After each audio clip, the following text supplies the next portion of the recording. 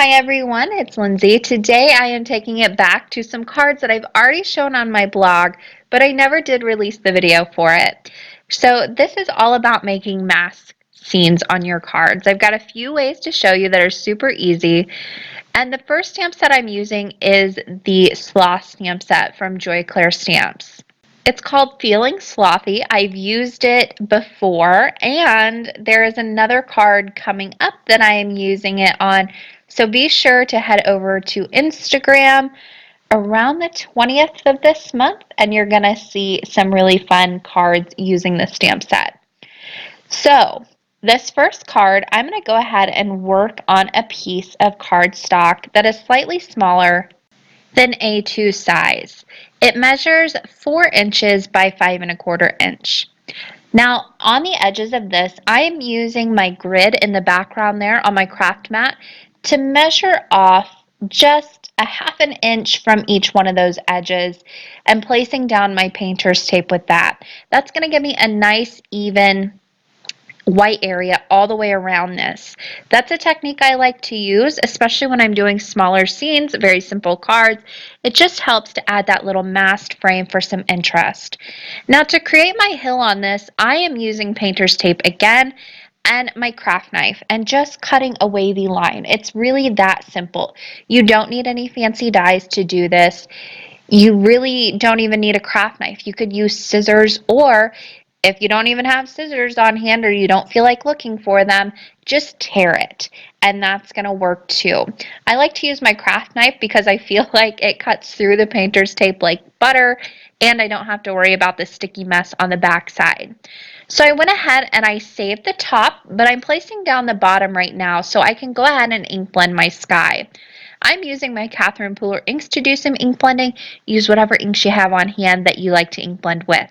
I started off with something borrowed, and I'm using some It's a Boy ink just to lighten that up towards the top. So darker towards the bottom, lighter towards the top. This is how I normally do my ink blending. Super simple. I'm using my Amazon blending brushes to do that blending, and I will continue to do so on the bottom as well.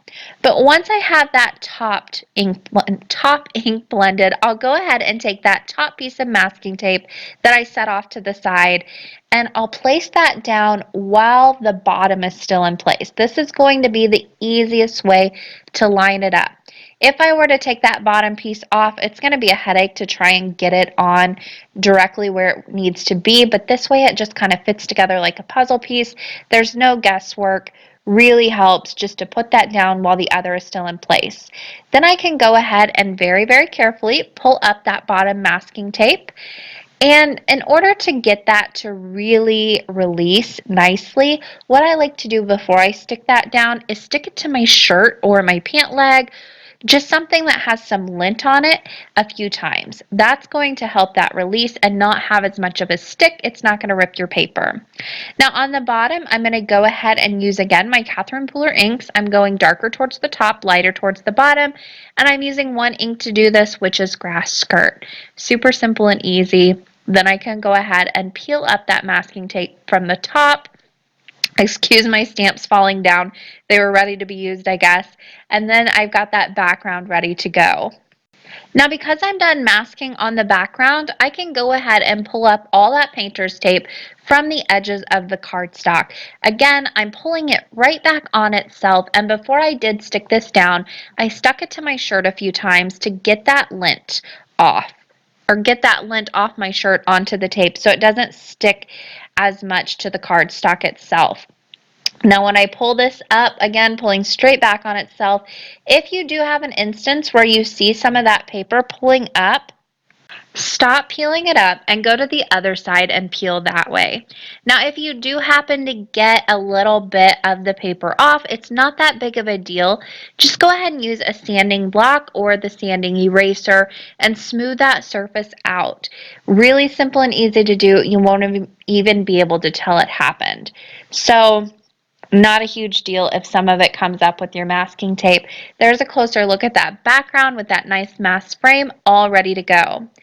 Now, in order to complete this background, I want to go ahead and stamp some images and color them in from that Feelin' Slothy stamp set.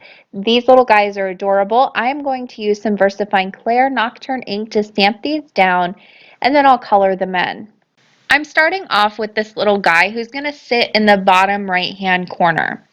Now that is adorable and I absolutely love him, but I wanted to even out this scene and create a little guy that could be in the top left hand corner as well, so they're not bumping into each other. But I didn't have any images that did that, so I need to go ahead and make a mirror image of one of these little guys in the tree. So what I'm using is my Imagine Craft mat.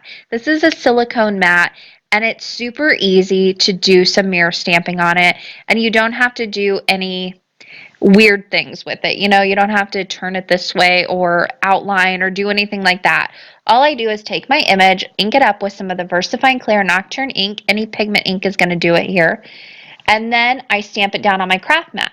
Then all I need to do is go ahead and place my paper right over the top of that, use my bone folder to kind of press that down. You can use your fingers, you can use an acrylic block, and then when you pull it up, you've got this great stamped image. That is the mirror of what the stamp actually is.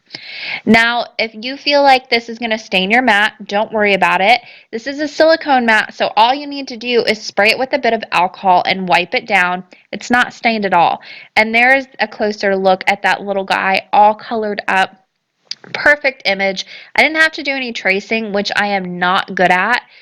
And it's just so much easier than doing it with like the plastics or anything like that. There's also a stamp from Cracker Box and Susie Stamps that's great to use for mirror image stamps, especially if you want more precise placement. Both are really good options and they're both fairly cheap. So, you know, great options. Now, moving on, I went ahead and placed those little guys down with some foam adhesive. Use the hang in there stamp from the stamp set to stamp that down in the bottom left hand corner and heat emboss that with some black embossing powder just to help it stand out from the background. Loaded everything onto the card base, and there's the first mask scene. That one is adorable, but let's move on to the next one. So this one is a little bit more involved. We're going to be using some masking paper for this one and doing some die cutting. Now for the die cutting, I am using a circle die cut here, and for the masking paper, I am actually using label paper from Amazon. I feel like it holds a little bit better for me, but it is rather sticky. So with that, you really do need to make sure that you de-stick it on like your shirt or your pant leg. Grab some of that lint, and it's really going to help pull it up later on. It's not something you want to use if you're going to do any die cutting with though, because once the pressure from that die cut machine hits it, it really is kind of locked in place and you'll tear your cardstock. But moving on, I use that same circle die to die cut just part of a circle from some adhesive paper from scrapbook.com. Now I want to create just the bottom kind of sand bed is what it's going to be in the ocean with that adhesive paper that I'm using. So I placed down this hill border die and I die cut not only the adhesive paper, but I also die cut the masked circle from the inside. So that's going to just help me later on when I'm doing this mask scene. Now on the background itself, I'm going to go ahead and place down that circle mask, and I just want to make sure that I get that placed exactly where I want it. Then I'll place on this piece of cardstock that is slightly smaller, and I'm going to place that circle right over the top of it in order to get where I need to die cut. I only want the frame to be on the left and right side. This is the easiest way to measure it. So place down your mask over the card base, place down your frame, and then layer that stamp right inside. Everything's going to fit like a puzzle piece. That way you have no guesswork of where you need to cut on that frame, and it's the easiest way to get it all lined up. Now it's time to do some ink blending and get that adhesive sheet on and everything else that we need to do to make this scene. I am working directly on the card base. I'm using an A2 top folding card, but I'm using it horizontally. So I went ahead and placed down that outer rim of the circle mask. I placed it down exactly where I want it on the card base. Then I'll go ahead and place down my adhesive sheet that is from the circle die cut. So the bottom border where it's going to be the sand bed, I'll go ahead and place right inside that circle. This is the best way to get everything lined up properly to make it look like one circle scene in this. Now you do have to be careful with this adhesive sheet from scrapbook.com. It is super sticky. It's going to stick to whatever you put it to. So just try your best and line it up with that circle die, and don't get it on the label paper. You'll have a heck of a time getting it off. Now on top of that, I'm going to go ahead and do some ink blending with some blues. This does not have to be perfectly ink blended here because I'll do some water splatters. I'm using Catherine Pooler inks. I'm using a mix of Something Borrowed, Aquatini, and also It's a Boy inks on the background, and I'm using my Amazon makeup blending brushes to do that ink blending. Now these react with water just like Distress inks, so I'll go ahead and take the spout out of my spray bottle, or the whatever that thing is, and just flick on some water onto the background. That's going to create these little puddles, some bleach spots. It's really fun look for your ocean scenes. Now I like to splatter that on and let it sit for 20-30 seconds just so it has a little bit of time to react with the ink. Then I use a dry cloth just to dot up any extra water that remains on there. Now I can go ahead and take up that outer mask because we're done with it. That's the only thing we needed it for, was to place down that bottom and also ink blend the top.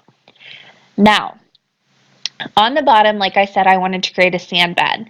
That's why I have the adhesive there. You could easily just use ink and color in some brown ink, do some dotting with your alcohol markers.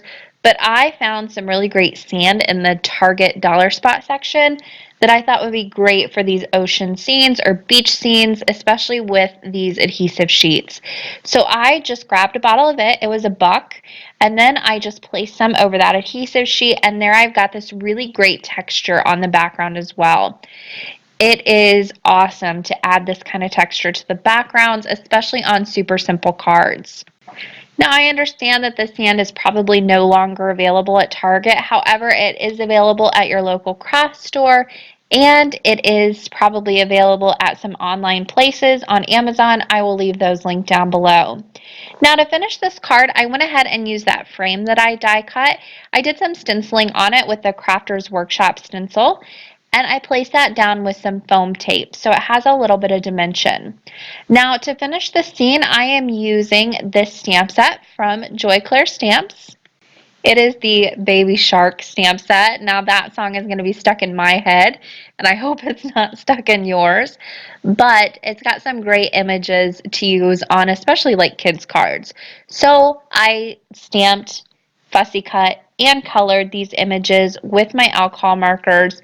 However, I do want to mention that Joy Claire Stamps does offer free SVG cut files for all of their stamp sets. You don't have to pay anything extra, no extra 99 cents or anything like that. You get it automatically as a free download. So if you have an electronic die cutting machine, that's pretty good.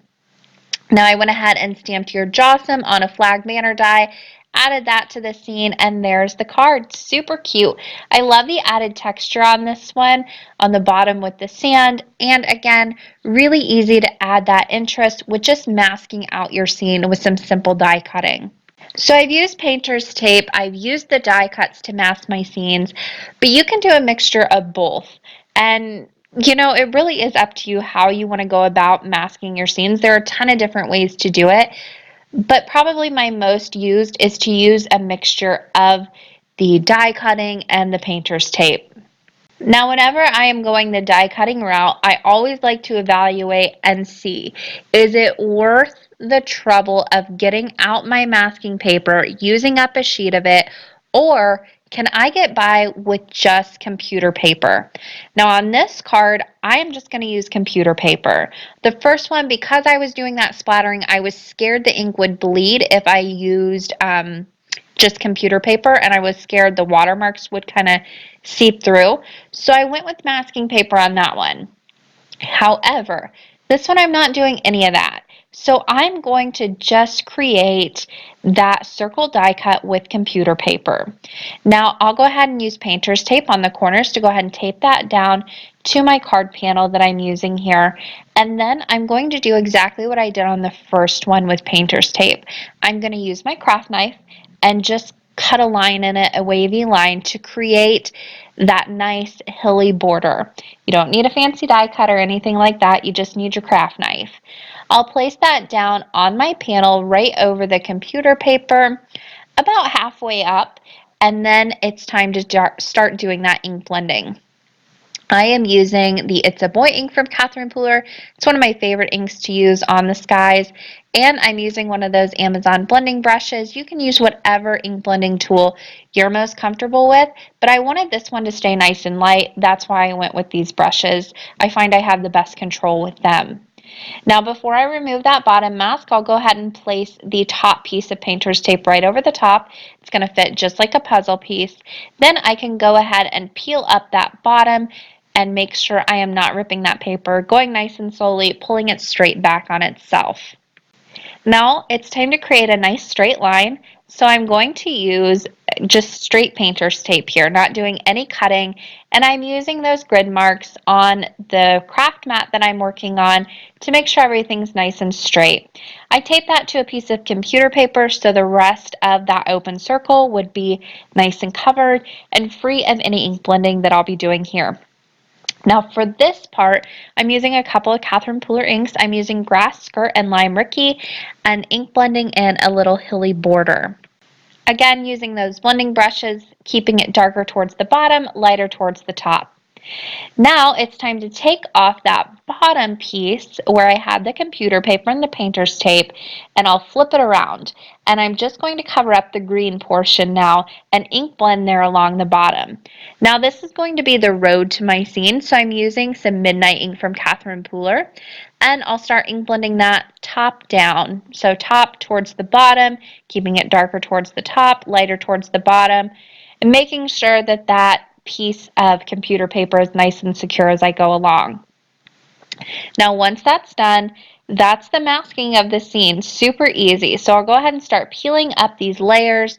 So I've got my road at the bottom, then I've got my nice hilly border, and then finally at the top I have my nice ink blended sky. And again, I tried to keep this darkest towards the center, and then as I went out towards the top and the bottom of the circle, I went lighter with my inks.